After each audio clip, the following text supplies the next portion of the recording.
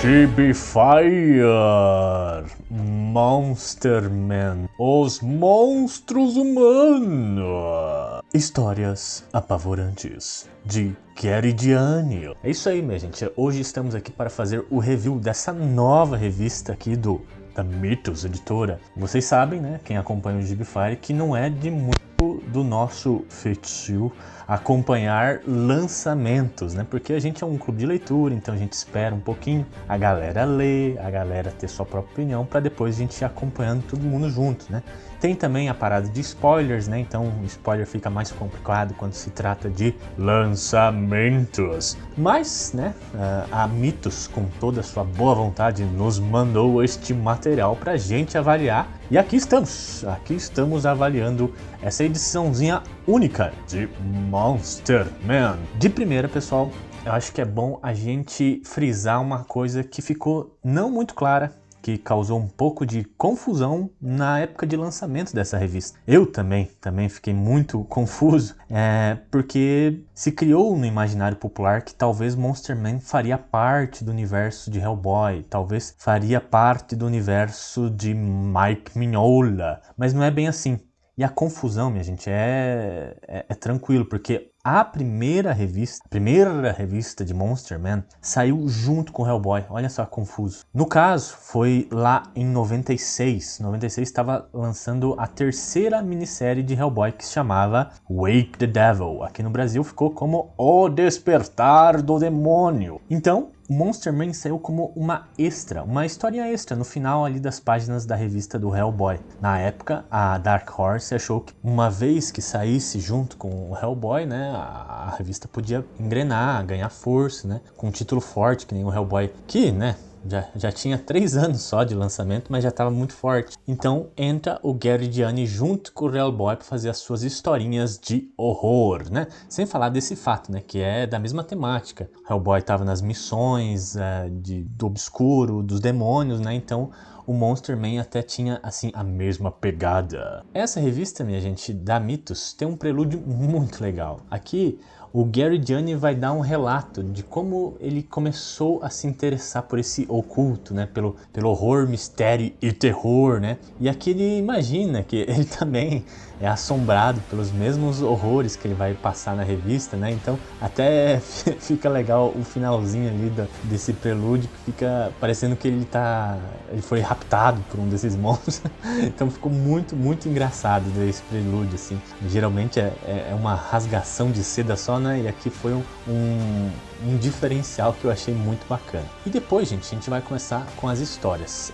Aqui tem cerca de 8 historinhas. Opa, perdão, não chega nem a 8. São 6 historinhas. Silêncio Sepulcral, Autópsia de Si bemol, Um Presente para Degenerados, A Caveira e o Homem das Neves, O Pecador Abaixo de Nós. E é isso. Então serão essas 5 historinhas que vão compor esse volume. Elas não são propriamente ditas a continuação uma da outra. Claro que algum personagem aqui ou acolá vai aparecer de volta, né?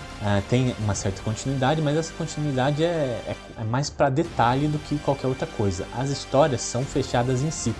Então você pode abrir ela em qualquer começo dessas histórias e ir lendo. Você não vai perder nada. O que, né, quando eu terminei, eu até fui conversar com outros amigos que gostam muito de Dylan Dog. Dylan Dog teria essa mesma premissa, né, de histórias do horror que você pode ler sem ordem nenhuma, né? Então eles realmente acharam que tem um certo teor de Dylan Dog, mas ao contrário do Dylan Dog, o importante é a investigação. Aqui no Monster Man, o importante vai ser o horror demonstrado pela arte. A arte do Gary Gianni é assim gigantesca. Para quem acompanha o Príncipe Valente, né, é o mesmo artista, o Gary Gianni, e aqui os desenhos dele são inacreditavelmente fodas. A arte é em preto e branco, tá? Vale se dizer. E, gente, tem assim panoramas que você fica embasbacado. Por exemplo, quando você vai conhecer a casa do Monster Man, é um transatlântico naufragado, mas ele tá meio que cravado na terra, então ele fica meio que suspenso. Cara, quando você vira a página e vê isso, você fala, meu Deus do céu, onde a sua visão vai parar, tá? Também a criatividade do Gary Gianni de criar personagens e monstros é inacreditável, porque eu não tinha noção que o Monster Man é esse cara que tá sempre nesse tuxedo, nesse terno de gravatinha, né, borboleta, só que ele veste um capacete de cavaleiro medieval, assim, e fica fumando, tipo, um charuto comprido, e ele é sempre blasé, oh meu Deus, os demônios vão atacar, sabe? Então é assim um ritmo muito engraçado, muito legal de se acompanhar cada uma dessas historinhas. Antes que me esqueça também, talvez a única assim, parte que eu não gostei é essa falta de continuidade. Então, toda vez que você entra numa história, ela é por si só, e isso me tirou um pouco assim o empenho, o tesão de ler, né? Ela não teria tipo um objetivo final que vai te levar até o final da HQ, sabe? Eu fui lendo ela num ritmo muito mais descompromissado. E ritmo descompromissado é que você pode ler a qualquer momento, né? Então eu parei várias vezes, fui ler outras coisas e depois voltava para Monster Man. Para mim, né, é um demérito, e para outras pessoas pode ser uma coisa muito, muito prazerosa, né? Então fica aqui que é só a minha opinião. Agora vamos falar do que brilha, né? São as criaturas, são o horror. Quando você abre a primeira página, você vai ver já um painel, uma mulher no meio da estrada com vestes ao relento, balançando ao vento, e ela tá segurando um camalhaço de chaves, e você não entende o que está acontecendo, e a página vira e você vai para uma mansão onde é atacada por monstros, e de repente chega um sinistro dirigindo uma moto gigante atropelando esses monstros. Você fala, meu, o que está acontecendo? Isso foi um pequeno spoilerzinho assim das primeiras páginas dessa HQ, da criatividade do Gary Gianni. Os monstros, o horror que vai suceder é assim de uma criatividade infinita, sabe? Tem uma parte que tem um personagem assim que a gente encontra ele de volta. Ele tava sempre assim de boa, daí quando a gente encontra de volta tem um estegossauro na cabeça dele. E você acha que vai receber uma explicação? Não, só tem um estegossauro na cabeça do cara e ele fala, cuidado que ele morde. E fica por isso, a história continua como se não houvesse amanhã. Então, aqui as coisas partem por um certo nonsense, mas, de novo, isso serve ao brilho da HQ, serve para demonstrar essas coisas horripilantes, essas coisas tenebrosas que o Gary Gianni quer desenhar. Você vê, você sente que ele tá se divertindo pacas desenhando essa revista. Muito bem, minha gente. E agora, para finalizar, eu gostaria de falar de alguns pontos dessa HQ que eu acho muito legal, que foi, por exemplo, a introdução do Monster Man, que tinha um demônio atacando eles e ele sai de dentro de um carro com a sua espada para dar uma fincada na espada no demônio, assim, muito legal. Esse momento do estegossauro na cabeça foi muito doido.